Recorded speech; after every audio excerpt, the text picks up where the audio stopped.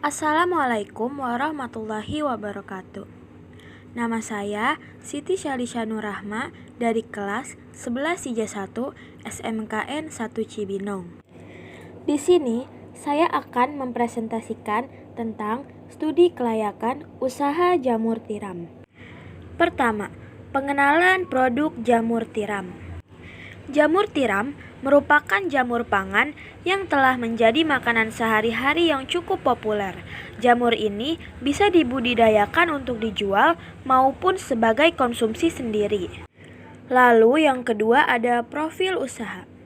Usaha jamur tiram adalah usaha milik bapak saya yang didirikan sejak tahun 2010.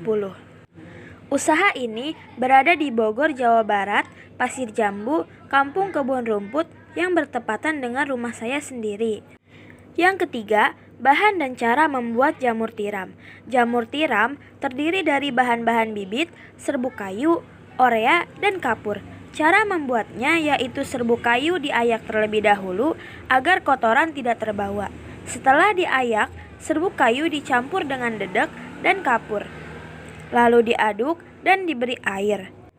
Setelah bahan telah menyatu dan tercampur, lanjut ke tahap pengemasan menggunakan plastik, yaitu memasukkan serbuk ke dalam plastik khusus lalu dipadatkan menggunakan tangan. Kita sebut dengan log. Setelah log terkumpul, log tersebut dimasukkan ke dalam drum besar untuk proses pengukusan. Waktu pengukusan yaitu kurang lebih 5-6 jam. Setelah dikukus, didiamkan dulu log selama 1 hari. Setelah 1 hari, log siap diberikan bibit.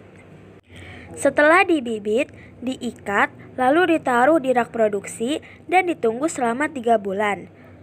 Log disiram 1 hari sekali.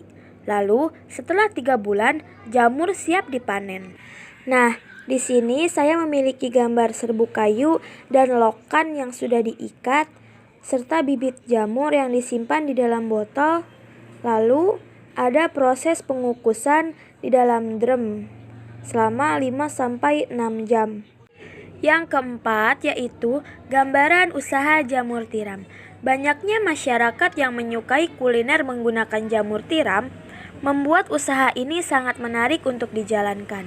Bahan pembuatannya pun bisa diperoleh dengan mudah.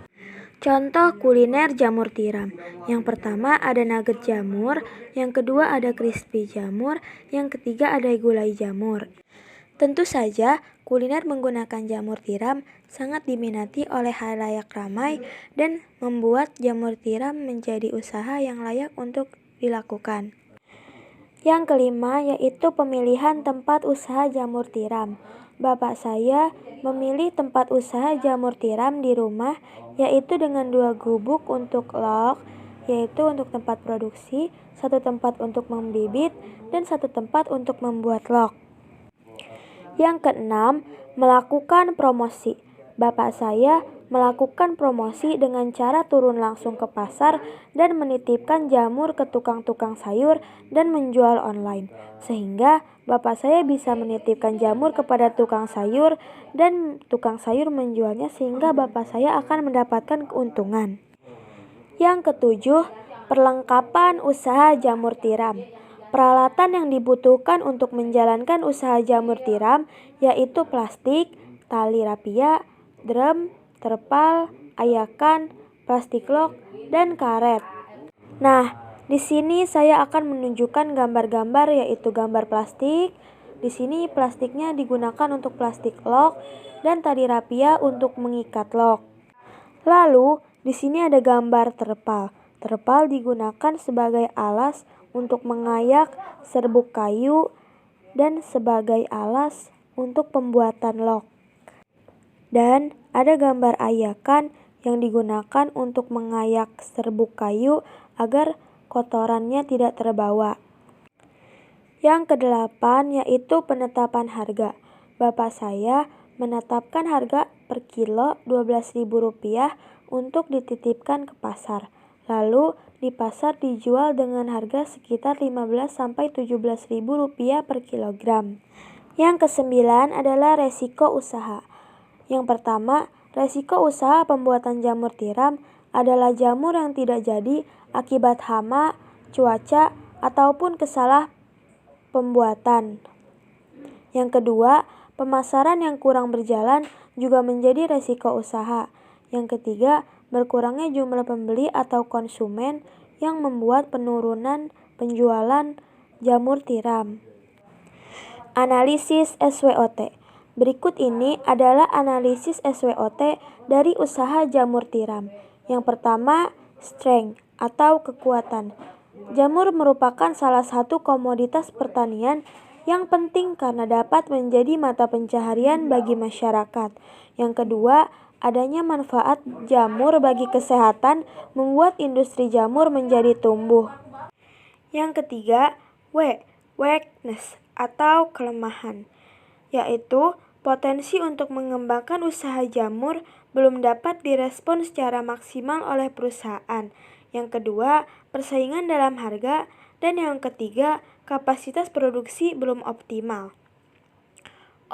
Opportunities atau peluang, yaitu iklim di Indonesia cocok untuk budidaya jamur. Yang kedua, jamur merupakan jenis makanan yang populer. Yang ketiga, usaha budidaya jamur hanya butuh modal kecil. Dan yang keempat, bisa dijadikan sebagai usaha sampingan. Threats atau ancaman. Yang pertama, ancaman pendatang baru sangat besar. Yang kedua, peningkatan impor jamur. Yang ketiga, peningkatan persaingan dalam industri jamur tiram. Yang keempat, peningkatan harga BBM atau bahan bakar minyak. Sekian presentasi dari saya. Maaf bila ada kekurangan. Terima kasih. Wassalamualaikum warahmatullahi wabarakatuh.